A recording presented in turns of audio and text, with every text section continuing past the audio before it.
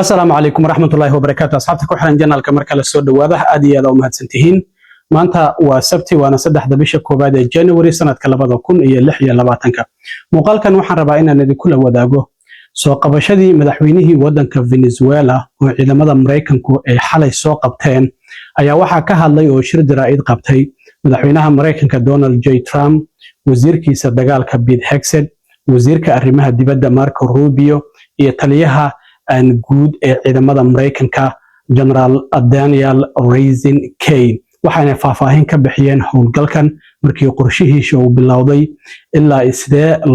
لولا سعودي دقائق مدحوينها ودنك فنزويلا إمس الديارة دودا كقيب قادتي مريكانكا ديارته سوحمية كسو غاري إيا ترام أو يري أناغا إيا سيما مولين ودنك فنزويلا إلا إيا أن كهلنو عد أن كوريجنو ترام مر la weydiiyay in Congress-ku uu ku wargeliyay arrintan iyo in kale muxuu ka yiri iyo sidoo kale qaar ka mid ah xubnaha Congress-ka ee labada xisbi oo arrintan si kulul uga hadlay isla markaana madaxweynaha ku cambaarayay arrimahaas oo idil ayaan idil wadaagay waxa hal mar lagu warhelay in Mareykanku uu weeraray wadanka Venezuela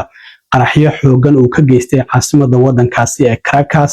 militariga Mareykankuna noocyadiisa kala duwan ay ka qayb qaateen kadibna inta gurigiisa loogu tagay isagoo hurda in madaxweynihii wadankaas Venezuela Nicolas Maduro iyo xaaskiisii Celia Flores gacanta lagu soo dhigay sawiradan ayaa madaxweyne Trump uu soo galiyay bartiisa Truth Social iyadoo la soo qabtay mararka qaar waxaad arkaysaa isagoo qaybta sare ka qaawan oo diyaaradii helicopterka lagu soo qaaday dax fadhiya isla markaana wajigiisa cara iyo xanaaq xoogan ay ka muuqato wadamo fara badan waxay leeyihiin arrintan ma awood sheegasha ma afduuba maxaa arrintan lagu saleyn karaa haddaba madaxweyne Trump qasriga Mar-a-Lago ku sugan maadaama fasaxiisii sanadka cusub ee howldeeda uu weli ka soo laaban ayaa xitaa waxay soo bandhigeen sawiradan markii howlgalku uu socday wasiirka gaashaandhigga oo taagan ama wasiirka dagaalka Pete Hegseth madaxweynaha ayaa ka muuqanayo la taliyaha amniga qaranka iyo wasiirka arrimaha dibadda ayaa ka muuqanaya markii howlgalku socday oo ay mas'uuliyiinta kala duwan ee Mareykanku ay si toos ula socdeen haddaba shirkan jaraa'id madaxweyne Trump ayaa ugu horeyn ka hadlay waxana uu sheegay in militariga ay howlgalkan ku fuliyeen isaga amarkiisa waxana uu yiri howlgal noocan oo kala ah lama arkin ilaa iyo sanad dagaalkii labaad ee adduunka waxana madaxweyne Trump uu xaqiijiyay in Caasimada CARACAS xitaa nalka qayb ka mid ah laga damiyay howlgalkan oo ahaa mid qorshaysan oo ciidamada militariga ee Mareykanka ay ka fuliyeen dhulka cirka iyo waliba badda waxana uu sheegay in lagu soo qabtay hogaamiyihii wadanka Venezuela Nicolas Maduro iyo waliba xaaskiisii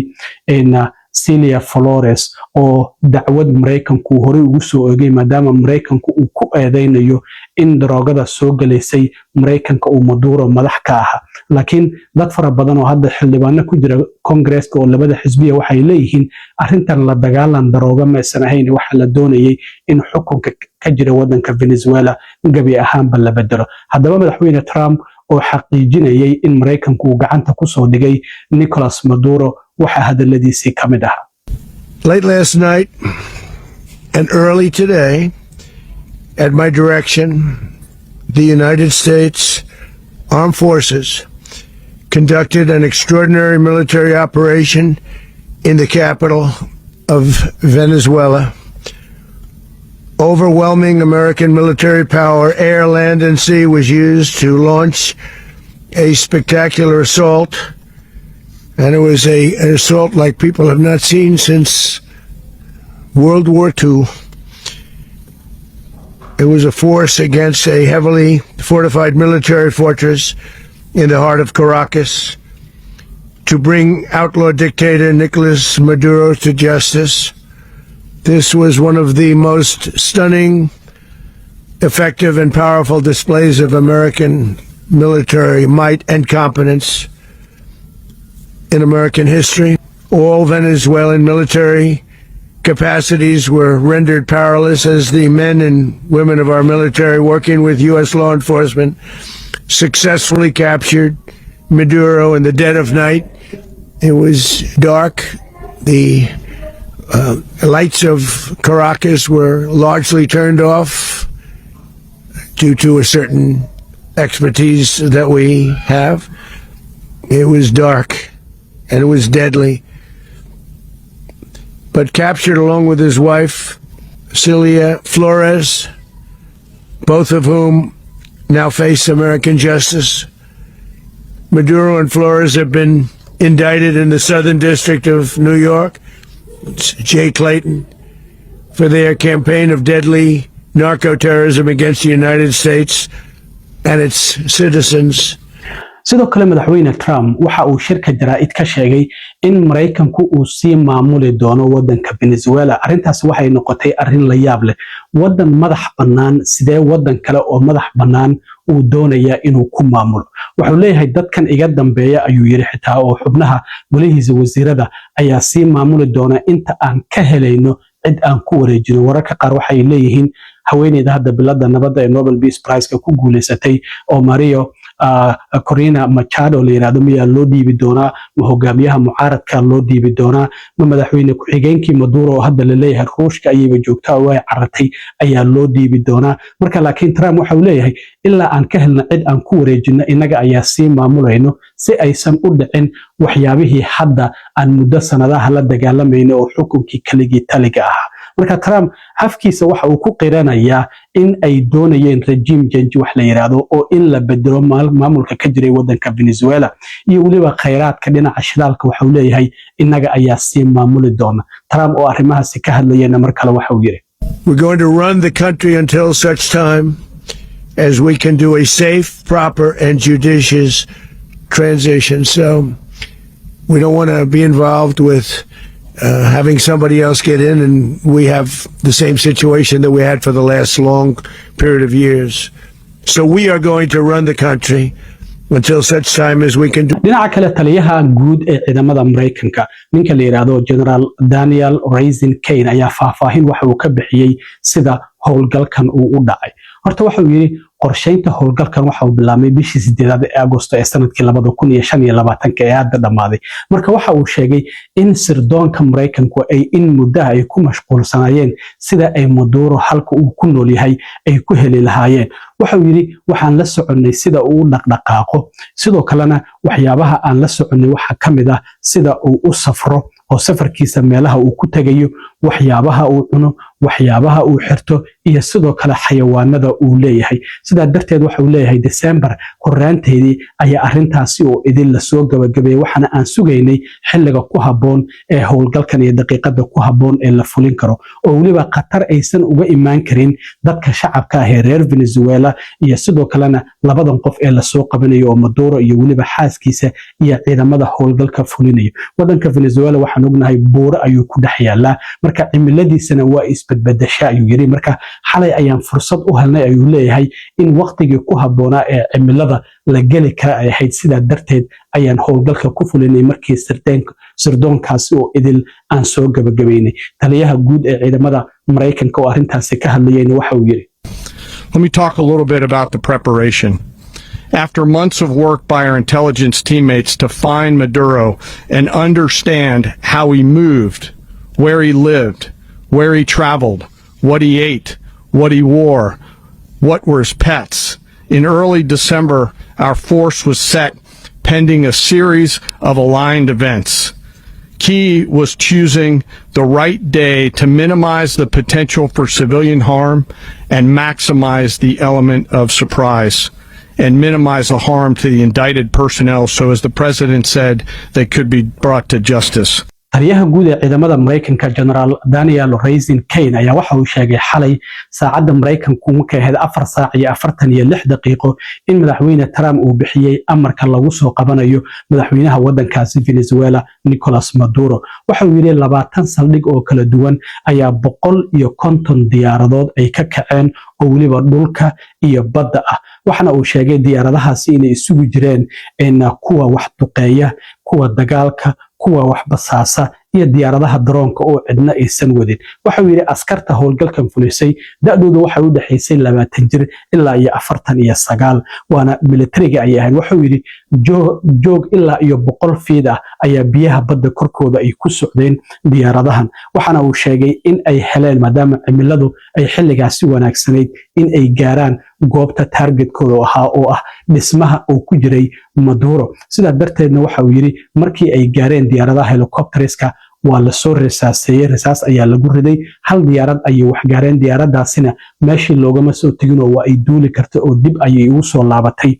goobtii markii hore ay ka duushay. marka waxau yidhi cid ku dhimatayna ma jirta, qalab Mareykanku uu leeyahay oo aan ka soo tagnayna ma jirto, Madurona gacanta ayaa lagu soo dhigay. isagoo arrimahaasi ka hadlayay taliyaha guud ee ciidamada Mareykanka waxa uu yidhi At 10:46 p.m. Eastern Time last night, the President ordered the United States military to move forward with this mission. He said to us, and we appreciate it, Mr. President, good luck and Godspeed. And those words were transmitted to the entire joint force. Over the course of the night, aircraft began launching from 20 different bases on land and sea across the Western Hemisphere. In total, more than 150 aircraft, bombers, fighters, intelligence, reconnaissance, surveillance, rotary wing were in the air last night. Thousands and thousands of hours of experience were airborne. Our youngest crew member was 20, and our oldest crew member was 49. And there's simply no match for American military might. As the night began, the helicopters took off with the extraction force, which included law enforcement officers, and began their flight into Venezuela at 100 feet above the water.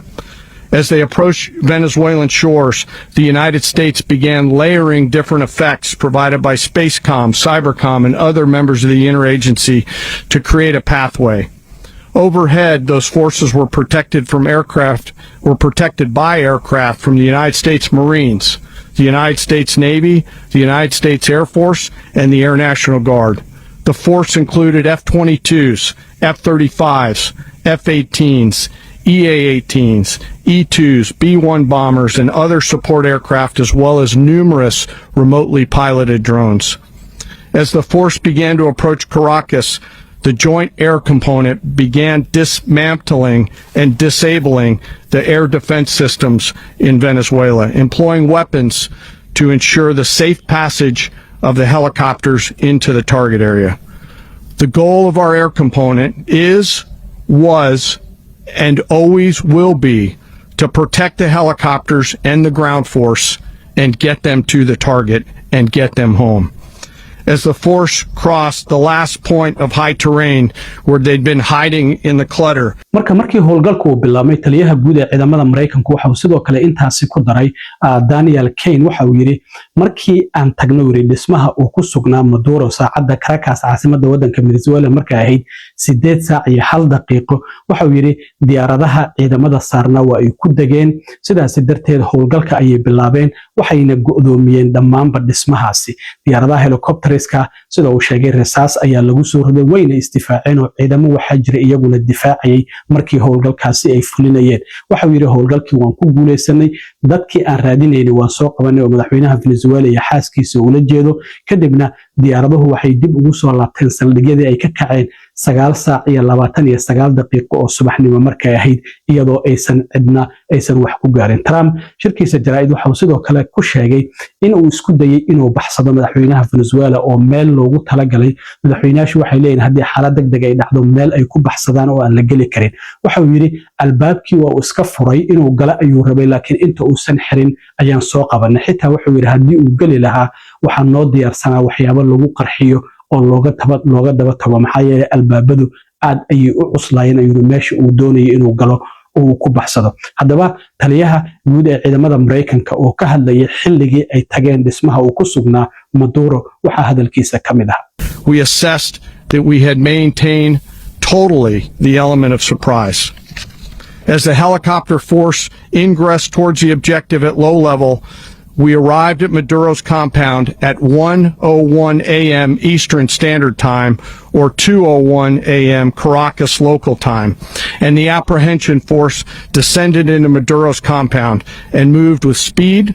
precision, and discipline towards their objective and isolated the area to ensure the safety and security of the ground force while apprehending the indicted persons. On arrival into the target area, the helicopters came under fire, and they replied with that fire with overwhelming force in self-defense. One of our aircraft was hit, but remained flyable, and as the President said earlier today, all of our aircraft came home, and that aircraft remained flyable during the rest of the mission. As the operation unfolded at the compound, our air and ground intelligence teams provided real-time updates to the ground force, ensuring those forces could safely navigate the complex environment without unnecessary risk. The force remained protected by overhead tactical aviation. Maduro and his wife, both indicted, gave up and were taken into custody by the Department of Justice, assisted by our incredible U.S. military with professionalism and precision, with no loss of U.S. life. After securing the indicted persons, the force began to prep for departure. Helicopters were called in to exfiltrate the extraction force, while fighter aircraft and remotely piloted aircraft provided overhead coverage and suppressive fire. There were multiple self-defense engagements as the force began to withdraw out of Venezuela. The force successfully exfiltrated and returned to their afloat launch bases, and the force was over the water at 3:29 a.m. Eastern Standard Time with indicted persons on board. And both Maduro and his wife were embarked aboard the USS Uwajima. sidoo kale wasiirka arrimaha dibadda Mareykanka Marco Rubio ayaa isaguna waxa uu xaqiijiyay in sanadkii 2020 dacwad lagu soo oogay madaxweynaha wadanka Venezuela Nicolas Maduro waxa uu yiri madaxweyne sharciya oo aan aqoonsanahay ma ahayn Trump markii hore madaxweynaha aan ma aqoonsanayn maamulkii Biden ma aqoonsanayn haddana Trump ma aqoonsano yiri maamulka hadda Trump uu hogaaminayo wadamada midowga Yurub ma aqoonsano wadamo fara badan ma aqoonsano marka waxa uu yiri fursad dhowr jeer ayaan fursad siinay oo isku soo dhiibi karay madaxweynaha wadanka Venezuela Nicolas Maduro laakiin isma soo dhiibin sida darteed waxa uu yiri xitaa lacagta 50 milyan ahayd oo aan madaxiisa dul dhignay waa inoo badbaaday madaxweynuhu waxa uu yiri inaga ayaa iska lahaa cidna nooma soo sheegin ay wuxuu yiri arintaasi noo daa lacagtaasi anaga ayaa iska lahaa Trump oo gadaal ka taagna oo markaasi dhahay marka waxa uu leeyahay fursadii aan siinay uu ka faa'iideysan waayay sida darteed ayaana gacanta loogu soo dhigay uu yiri madaxweynaha wadanka Venezuela Nicolas Maduro isagoo arrimahaasi ka hadlayay wasiirka arrimaha dibaddana waxa uu yiri Nicolas Maduro was indicted in 2020 in the United States. He is not the legitimate president of Venezuela. That's not just us saying it. The first Trump administration, the Biden administration, the second Trump administration, none of those three recognized him. He's not recognized by the European Union and multiple countries around the world. He is a fugitive of American justice with a $50 million reward, which I guess we saved $50 million. And make sure. Yeah, exactly. But don't let anybody claim it. Nobody deserves it but us. But I want to be clear about one thing. Nicolas Maduro had multiple opportunities to avoid this. He was provided multiple very, very, very generous offers and chose instead to act like a wild man, chose instead to play around.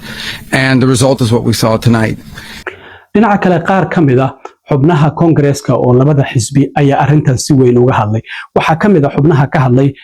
Alexandria Ocasio-Cortez oo New York laga soo doorto oo dimuqraadiya waxayna ku tilmaantay arintan ma ahayn ayay tiri howlgalkan laga fuliyay wadanka Venezuela arin la doonayo oo darooga lagu la dagaalamay laakiin waxa ay regime change in la bedelo maamulka ka jiray wadankaas Venezuela Major Tyler Green oo Trump arintii Epstein files darteeda isku la dhaceen oo xitaa ku tilmaamay in qaa'inu wadan ay tahay kuna dhawaaqday in Congress-ka iska casilayso sanadkan marka uu dhamaado mar dambana aysan dib u tartami doonin markii iyada iyo Trump ay isku dhaceen ayaa iyaduna si adag uga hadashay weerarkan xalay ciidamada militariga ee Mareykanku ay ka fuliyeen wadanka Venezuela waxayna ku tilmaantay in arintan ay tahay mid la doonayo shacabka Mareykanka in looga jeediyo fadeexada ka taagan Epstein files iyo sidoo kalena maadaama Obamacare uu dhacay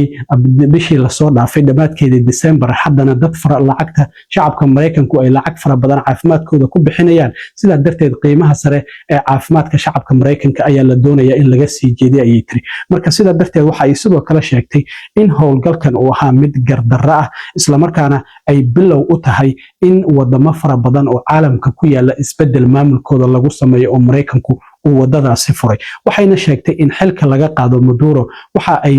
talaabo cad ay u tahay in la doonayo in shidaalka wadankaas Venezuela laga faa'iideysto waxana ku xigi doonta ay tiri sida ay sheegtay Iran sida hadda muuqata Major Tyler Green oo hadalkeeda sii wadata ayaa waxa ay ka digteen shacabka Mareykanku in arintan ay tahay mid laga yaqiiqsado in dawladda Mareykanku gardarro military oo aan dhamaaneyn ay sii wado tanna ma ahan wixii loo maalgeliyay ay tiri militariga Mareykanka sida darteed waxay sheegtay in taageerayaasha xisbiga MAGA ama xisbiga Republikaanka oo taageerayaasha Trump arrintan ma aysan ahayn tii ay u codeeyeen waxayna tiri wada qaldan ayaan ku soconnaa marka qaar ka mid ah xubnaha Republikaanka kuwa Republikaan oo taageeray Trump ku taageeray arrintan waa ay jiraan laakiin dimuqraadiyiintu waa ay ka soo horjeedaan Trump markii la weydiiyay waxa uu yiri Congress-ka ma la socodsiisay arrintan markii la yiri waxa uu yiri Congress-ka waxa ku jira xubna sirta faafinaya sida darteed howlgalkan oo kale maba ahanba in loo sheego marka xubnaha dimuqraadiyiinta ayuu ku xaqiiqinaya wuxuu leeyahay haddii lala socodsiiyo sirtan waa ay fakan lahayd oo howlgalkan wuxuu noqon lahaa mid guuldareysto oo mid guuleysta ma uusan noqon lahayn aad iyo aad u mahadsantiin asxaabta waxyaabaha kale ee soo kordho